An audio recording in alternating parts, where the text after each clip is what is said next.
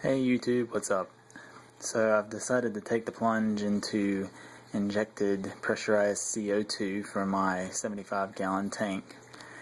And I got this aquatek premium CO2 regulator with an integrated solenoid off of Amazon. I think it was around $80–90, something like that. After reading the reviews and stuff, I decided this was what to get as opposed to a Milwaukee brand. I felt like the construction and the quality would be better than that of the Milwaukee. So we'll have to, time will tell and we'll see.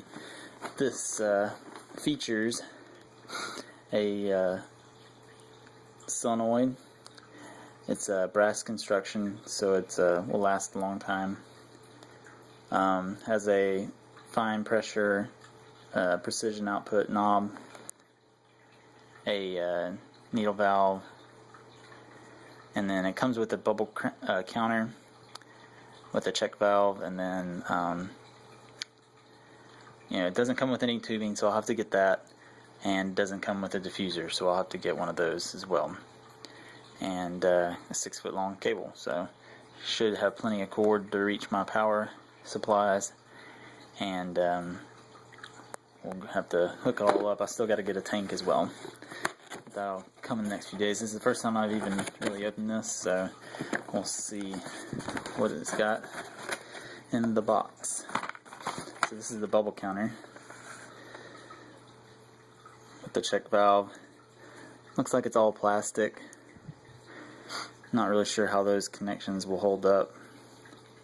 I might have to upgrade to a better bubble counter. We'll have to see.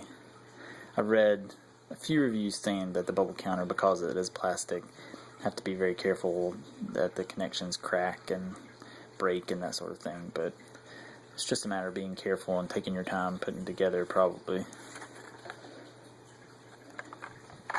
So we've got that. We've got the little instruction manual, not very big. Instructions. Here's the unit. It's all shiny brass. I'll put the phone down a second.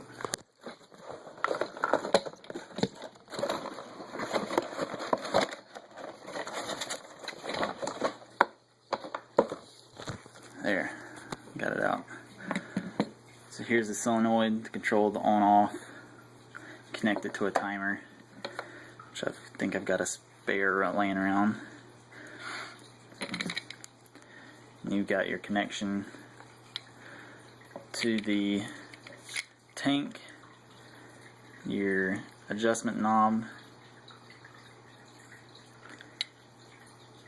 and then output, and then another adjustment knob there as well. Gauges read in both kilograms or grams, I guess, and then centimeters squared and PSI. So yeah, it's pretty heavy. I'm actually kind of surprised at how heavy it is, but with it being brass, I really shouldn't be surprised, I guess. Looks pretty solid. Doesn't seem cheap at all. And I mean, this is their premium version. They have a basic one that doesn't have, it's got like a preset pressure or something like that, I think is what it has. But I decided to go with the higher quality or the higher priced one. I figured the CO2 is probably not a place to really skimp when going pressurized. Don't want something that's going to fail or be subject to tank dumps and that kind of thing. So hopefully this will control some of that better than other versions. My plan is to get a 5-pound tank, and it will go over in this corner. It'll either go right in there or over beside the tank. I haven't decided yet. It just kind of depends on where it'll fit. I don't have room underneath in my cabinet, unfortunately, because I've got 2 filters and boxes of aquarium stuff in there. So some more aquarium stuff there. I don't really have room anywhere else but over on that side. But I've been doing Excel and the plants have picked up some, but I'm really hoping that this going to inject the CO2 will really start to kick things off. I'm going to lower my lights.